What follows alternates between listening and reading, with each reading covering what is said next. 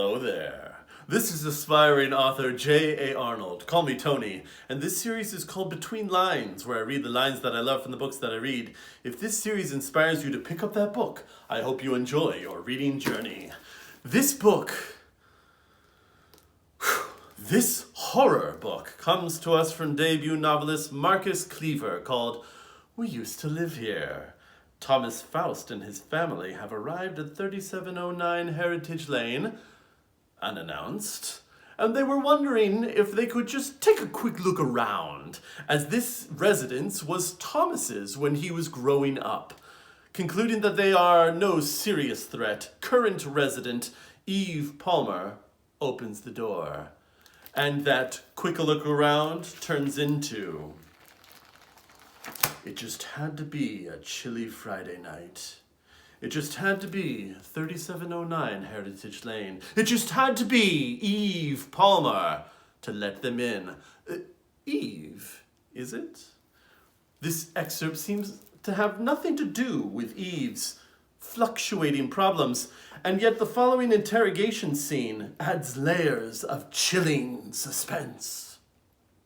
Andrew slowly looks up and locks eyes with Officer Kieran. For the briefest of moment, Andrew's fear vanishes and is replaced with a terrible emptiness.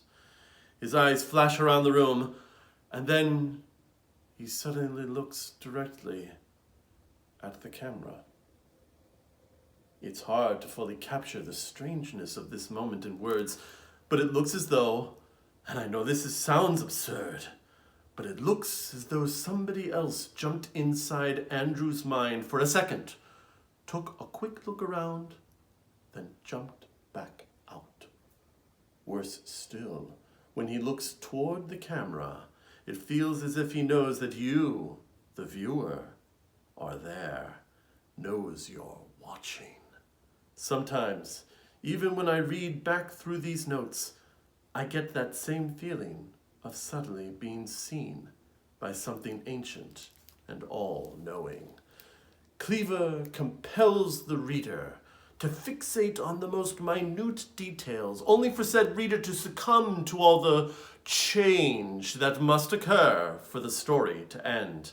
And Mo, Eve's unseen toy monkey, haunts you throughout.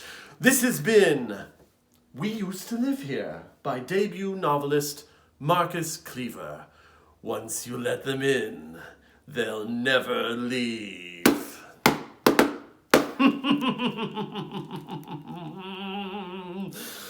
Happy reading.